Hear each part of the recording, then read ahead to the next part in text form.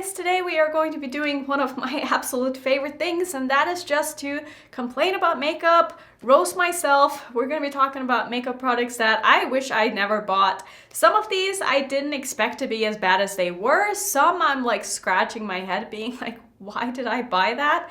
That's not me at all. So yeah, let's just get into it. This is also going to be a collab with two of my friends here on YouTube. You probably know Angelica already.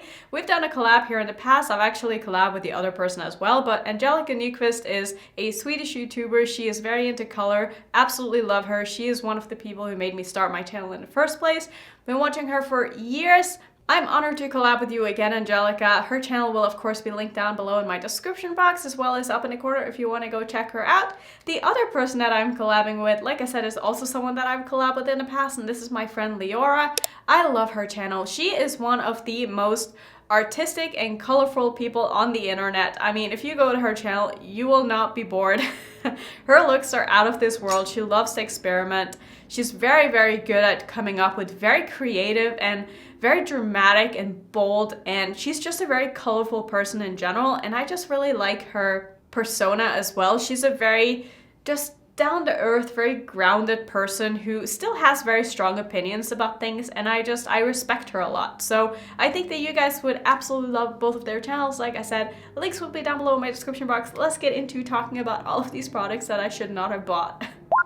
Now, if you're new to my channel, basically my channel revolves around eyeshadow palettes because that is my true love. I absolutely love them. I cannot get enough. I review palettes all the time, and so there will be some palettes in this list, but I thought we could start off with like the other things and save the palettes for last. So the first thing on my list here, or in my box I should say, is a blush duo from Jouer. Now, I'd heard so many good things about these, so I ended up picking up one of them. This is in the shade Rose Gold, and for some reason, this one just does not work for my skin tone. I don't know what it is. I find it to pull kind of gray, and it kind of washes me out, and it looks a little bit ashy, and you wouldn't think so looking at these because they are definitely more on like the warm tone side. They're kind of like a peachy corally, but like toned down, if that makes sense. Like the colors are beautiful, but I just find that even when I don't have a tan like I do right now, they just don't really look that great on me. I don't know, I just don't really like this, and this thing was quite expensive too. Let me know if you've tried this and how it works for you. I know a lot of people swear by the Jouer blush duos, but personally, they just don't work for me. I also have another thing from Jouer on this list, which I've already decluttered because it just didn't work for me. I gave it to my sister-in-law because she liked it, and this is the concealer from Jouer. That thing creased so badly under my eyes, and I don't even really have like that many lines under my eyes. I mean, I am in my 30s, so of course I have some, but I never consider myself to have like very creasy under eyes, which, I mean, maybe I do, and I just don't really think about it that much. But that concealer just like, I don't know, after a couple of minutes, even if I set it, like it just creased so badly. The finish of it everywhere else on the face is beautiful, but I've come to realize that I need more matte concealers. I can't with like the natural finish ones. They just don't really do it for me. So that one ended up being a bit of a flop, which kind of sucks because out of the two things that I've tried from Jouer, I'm 0 out of 2. So it kind of makes me not want to try anything else from the brand. Let me know if there are anything that I should try that maybe would work for me. I don't even really know like what else is in their range that I would be interested in, because Jouer is just one of those brands that just don't really speak to me. Let's talk about some highlighters because I have quite a few of them in here. The first one is from Ofra, and this is in the shade Pillow Talk. You probably haven't even seen this on my channel because I never use it because I don't like it. This thing is just way too icy and just frosty on my skin tone. I find that it leaves a bit of a cast for me. Even if I go in very light-handed, it's just too light. And I don't know, maybe I should have known better buying this, but I just seen so many people use this and it seemed like it worked for everybody, but I cannot seem to get this to look good on my skin tone. So I don't know, I feel like Ofra's highlighting formula is a little bit overrated. Don't shoot me, but it's not my favorite. It's never been my favorite. I've tried others from them as well, and I just don't get the hype, you know? Something else that I just don't really get the hype for, and I wish I didn't buy this because this was, what, like $40? This is one of the melt highlighters. This one is from the Amor Eterno collection. It's called Illumination. I don't know how to pronounce this. I'm gonna stop trying. Iluminación. This is the one with the skull on the inside. Obviously, it's a beautiful highlighter. The imprint is, it's everything. I mean, look at that. I've never seen any other brand have a printed highlighter this beautiful. It is stunning, but it is so hard pressed. And it's so weak. It takes so much to build up. Like, you can't even see this. And even on the skin, it's just kind of a dry formula. I'm not impressed by this at all. I really expected more out of this. I love Melts eyeshadows, but this is overpriced. It's not a good highlighter. Like, I feel like they put way more effort into like getting it to look nice than actually perform well, because I can't get this to work. Every time I try it, I end up layering something else over the top because otherwise I'm just not happy with it. So next up, I have a highlighting palette on my list, and this one is from Dior. This is one of the Backstage highlighting palettes. I love the original one, the one with the pink and the white and kind of like the bronzy shade in it. Holy crap, that one is beautiful. It is like the most kind of wet looking and just smooth highlighting formula that I've ever tried, but these just don't really excite me. I don't know if it's the colors, I don't know if it's different formulas. It's just every time I use this, I'm always just like eh. And I just had such high hopes for this because I love the other one so much. This is the second one that came out, so I bought this after the first one. I saw this in store. I was like, I know I'm gonna love this because I love the first one, and I never reached for it. I've used it probably like 4 or 5 times. This thing was expensive, so I don't even know what I'm gonna do about this. Maybe I'll just give it away because I feel like it's taken up room in my collection and I'm never going to use it because I just have so many beautiful highlighters now. And I think that my highlighting preferences have kind of changed as well. Like, I just prefer more unique highlighters these days that aren't just like champagne. So I don't really know why I bought that because like I said, I just don't even really like those colored highlights anymore, but it's nice to have for days where you just want something you don't have to think twice about, you know? If you're wearing something maybe a little bit crazy, like I am today, maybe it would have been nice to have a color like that, but then again, like, I'd be like, I'd rather wear a pink highlighter, so that's what I would do. So I don't know why I bought that. That was a stupid purchase. Now, the next thing is one that I really thought that I would love, and this is from Natasha Denona. I love most of the things that I've tried from her, but this is one of the mini blushing glows. I don't even know if this comes in a full size, but for me, I don't love this. Like, the highlighter is just whatever. Like, it's not really all that. It's not special by any means. I have good highlighters like this in my collection already, and I really bought this mostly for the blush, but the blush is it's just too shimmery for my liking, and it's also just a little bit too light.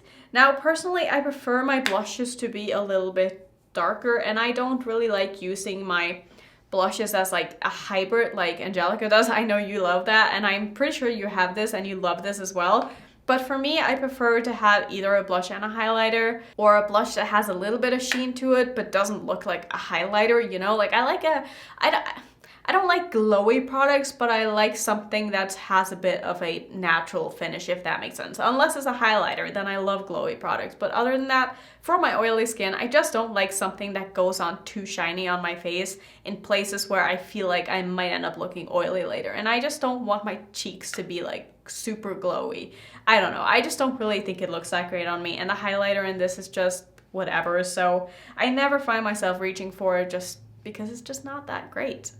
Now, let's talk about my palettes, because I have 4 palettes in here that I majorly regret buying. I mean, let's start with the first one. This is a palette that you probably don't know that I even have, because I never show this. I did one video with it, like, back when I first started my channel. And this is the Vizier Dark Mattes palette. I mean, why did I buy this? I don't know. It's just not inspiring to me. I've used it once. I used it once for the video. I think maybe I've dipped into it one more time when I wasn't filming, but there is nothing about this palette that gets me excited. I don't know why I got this. I know I got it on sale, thank God, because these are like $80. I think I got mine for like $58, which, I mean, isn't too bad.